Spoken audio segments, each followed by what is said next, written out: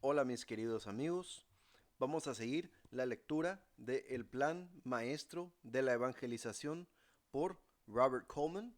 Estamos en el capítulo número 3, que se titula Consagración, y comienza con el versículo Mateo 11:29, que dice: Llevad mi yugo sobre vosotros. Y dice: Él requirió obediencia. Jesús esperaba que los hombres con quien él estaba le obedecieran. No les era requerido ser muy inteligentes, pero debían ser leales. Esta llegó a ser la marca distintiva por la cual fueron conocidos. Ellos fueron llamados sus discípulos, queriendo decir que eran aprendices o alumnos del Maestro. No fue sino hasta mucho después que comenzaron a ser llamados cristianos, en Hechos 11:26, aunque era algo inevitable, ya que con el tiempo los seguidores invariablemente adoptan el carácter de su líder. La simpleza de este método es maravillosa, sino asombrosa. A ninguno de los discípulos se les pidió dar una declaración de fe primero o aceptar un credo bien definido, aunque sin duda reconocían que Jesús era el Mesías. Todo lo que se les pidió por el momento fue seguir a Jesús. Por supuesto que implícito en su invitación inicial estaba claramente un llamado a la fe en la persona de Cristo y obediencia a su palabra. Si esto no era comprendido al principio, entonces sería percibido al ellos continuar en el camino del Maestro. Nadie sigue a una persona en la cual no confía, ni toma un paso de fe sinceramente a menos que esté dispuesto a obedecer lo que le dice el líder. Seguir a Jesús parecía fácil al principio, pero eso era porque no le habían seguido muy lejos. Pronto se hizo claro que ser un discípulo de Cristo involucraba mucho más que una aceptación gozosa de la promesa mesiánica. Significaba el entregar la vida completa al Maestro en absoluta sumisión a su soberanía. No podían haber otras lealtades. Ningún siervo puede servir a dos señores, dijo Jesús. ¿Por qué? O aborrecerá al uno y amará al otro, o estimará al uno y menospreciará al otro. No podéis servir a Dios y a las riquezas. Lucas 16:13. Debía haber una completa negación al pecado. La vieja manera de pensar, hábitos y placeres del mundo debían ser conformados a las nuevas disciplinas del reino de Dios. El amor perfecto era ahora el nuevo estándar de conducta, y este amor debía automanifestarse en obediencia a Cristo y expresado en devoción a aquellos por quienes Él murió para salvar. Este amor tenía una cruz, la negación personal voluntaria a favor de otros. Esta era una enseñanza dura. No muchos podían recibirla. Muchos querían ser contados entre sus seguidores cuando él llenaba sus estómagos con pan y pescado. Pero cuando Jesús comenzó a hablar acerca de la verdadera cualidad espiritual del reino y el sacrificio necesario para alcanzarlo, muchos de sus discípulos volvieron atrás y ya no andaban con él, como dice en Juan 6:60. Como ellos dijeron: dura es esta palabra, ¿quién la puede oír?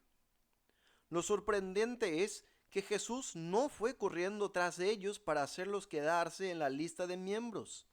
Él estaba entrenando líderes para el reino, y si ellos iban a ser vasos útiles para servir, tendrían que pagar el precio. Todos los que no estaban dispuestos a seguir hasta el final con el tiempo se quedaron rezagados a la orilla del camino. Ellos mismos se separaron de los escogidos por causa de su propio egoísmo. Judas, el desenmascarado como un diablo, se mantuvo hasta el final, pero al fin fue alcanzado por su codicia Uno simplemente no podía seguir a Jesús por el transcurso de su vida sin desprenderse del mundo. Y los que tan solo pretendían seguirle trajeron angustia y tragedia a sus almas. Tal vez es por eso que Jesús habló tan severamente al escriba que vino y dijo: Maestro, te seguiré a donde quiera que vayas.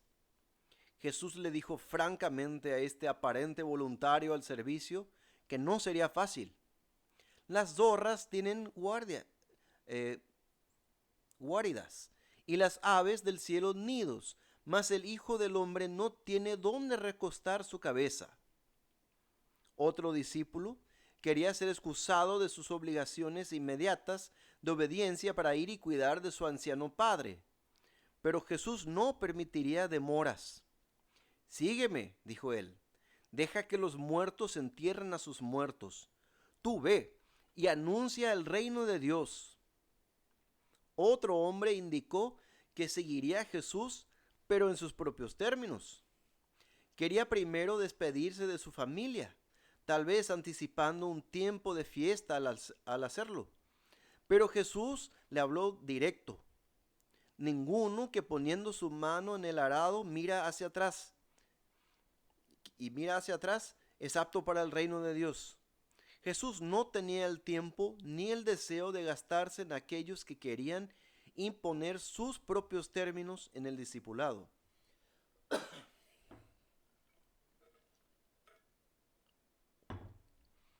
Por tanto, a todo futuro discípulo se le hacía considerar el costo. Porque ¿quién de vosotros, queriendo edificar una torre, no se sienta primero y calcula los gastos, a ver si tiene lo que necesita para acabarla?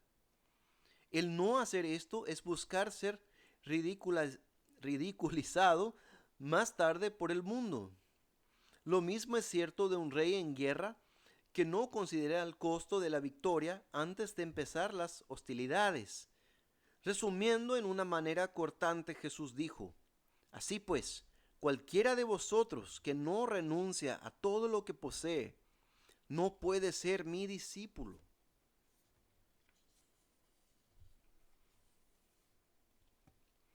A decir verdad, cuando los oportunistas lo dejaron en Capernaum porque él no quería satisfacer sus expectaciones populares, a Jesús le quedaba tan solo un puñado de seguidores.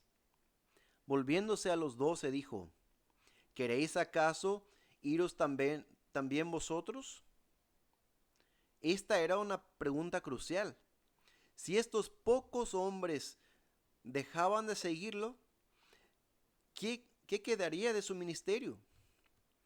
Pero Simón Pedro respondió: Señor, ¿a quién iremos? Tú tienes palabras de vida eterna, y nosotros hemos creído y conocemos que tú eres el Cristo, el Hijo del Dios viviente. Juan 6, 68 y 69. En realidad, estas palabras de los apóstoles deben haber sido animadoras para el maestro, pues a partir de entonces Jesús comenzó a hablar a sus discípulos más acerca de sus sufrimientos y muerte, y esto lo hizo con mayor franqueza. Esto no significa, sin embargo, que los discípulos entendieron rápidamente todo lo que el Señor dijo. En lo absoluto.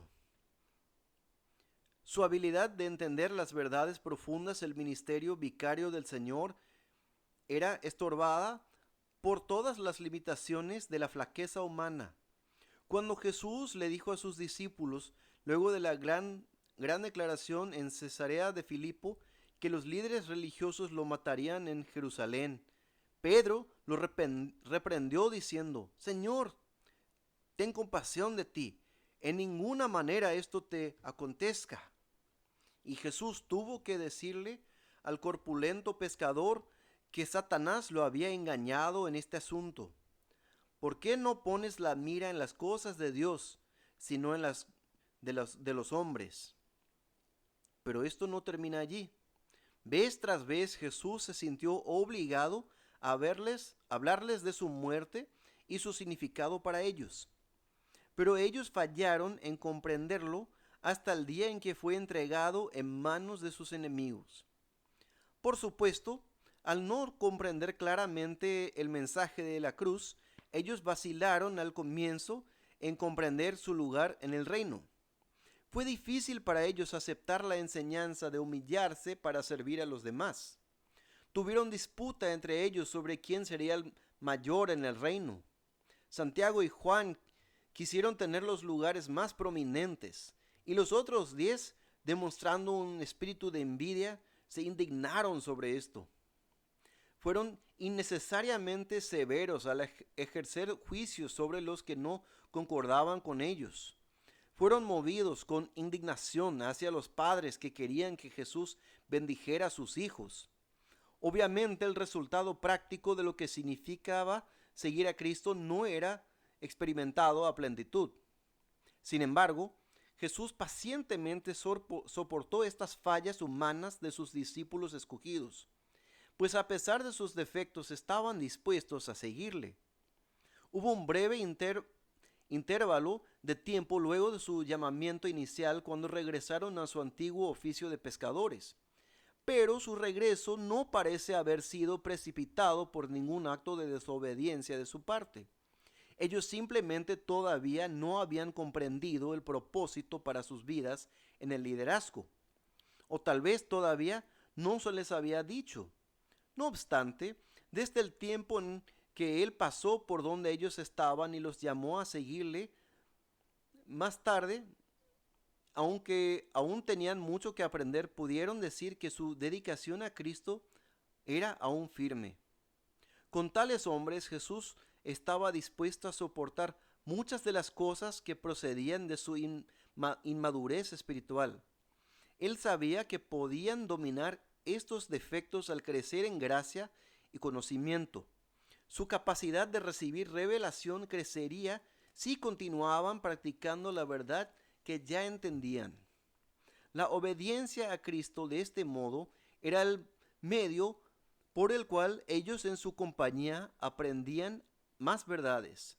Él no le pidió a los discípulos que siguieran aquello de lo cual no estaban convencidos. Era la verdad.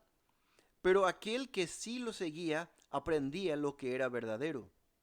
Por esto Jesús no instó a sus discípulos a dedicar sus vidas a una doctrina, sino más bien a una persona, quien era la doctrina. Y solo a ellos continuar en su palabra podrían conocer la verdad.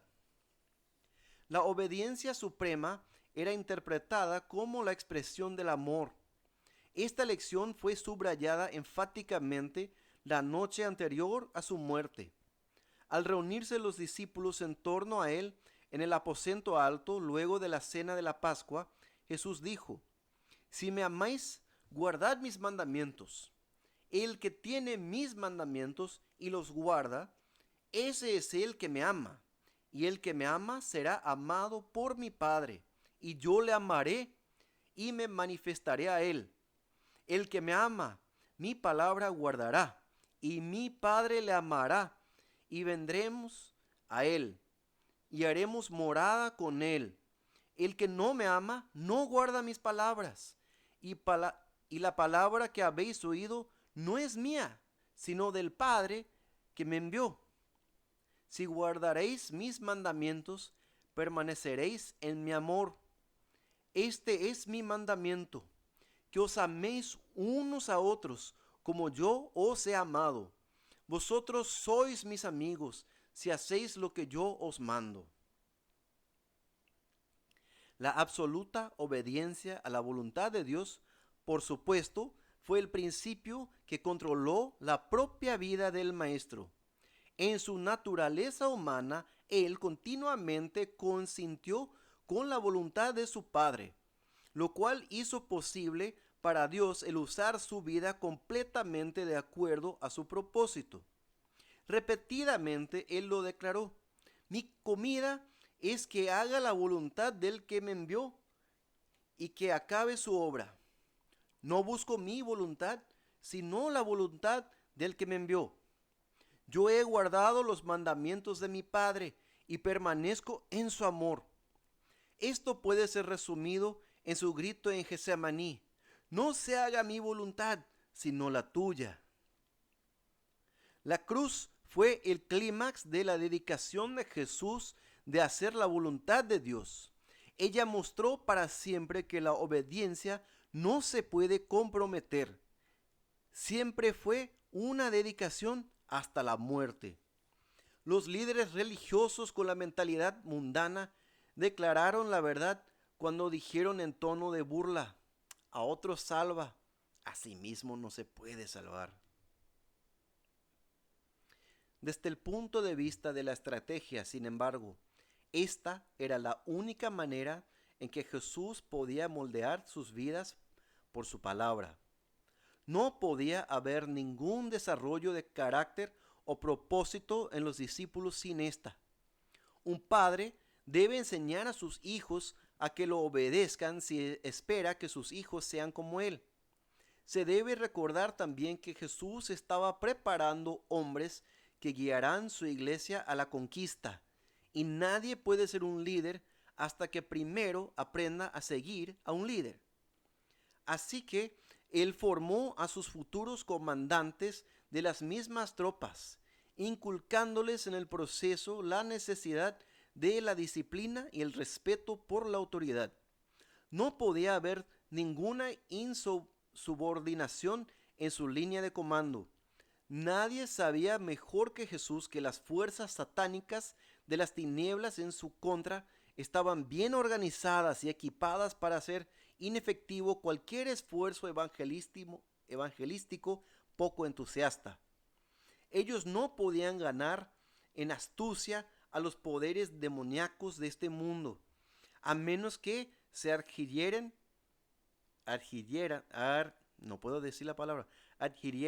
estrictamente a aquel que era el único que conocía la estrategia para lograr la victoria.